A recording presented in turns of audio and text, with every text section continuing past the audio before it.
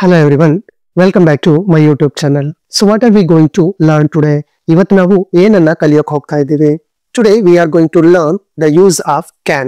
ಇವತ್ತು ನಾವು ಮಾಡಲ್ verb can ಅನ್ನ ಹೇಗೆ ಮತ್ತು ಎಲ್ಲಿ ಯೂಸ್ ಮಾಡೋದು ಅನ್ನೋದನ್ನ ವಿತ್ ಎಕ್ಸಾಂಪಲ್ಸ್ ಕ್ಲಿಯರ್ ಆಗಿ ತಿಳ್ಕೊಳ್ಳೋಣ. ಸೊ ಕ್ಯಾನ್ ಅಂದಾಗ ಮಾಡಬಲ್ಲೆ ಅನ್ನೋ ಅರ್ಥವನ್ನ ಕೊಡುತ್ತೆ.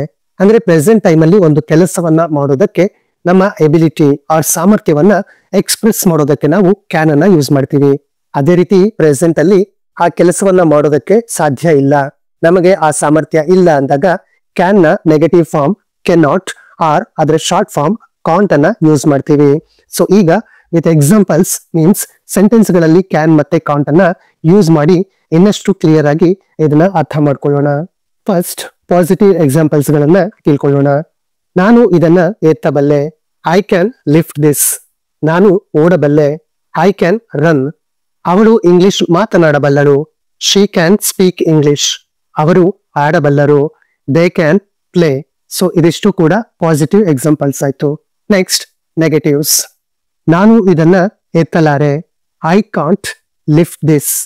ನಾನು ಓಡಲಾರೆ, ಐ ಕಾಂಟ್ ರನ್.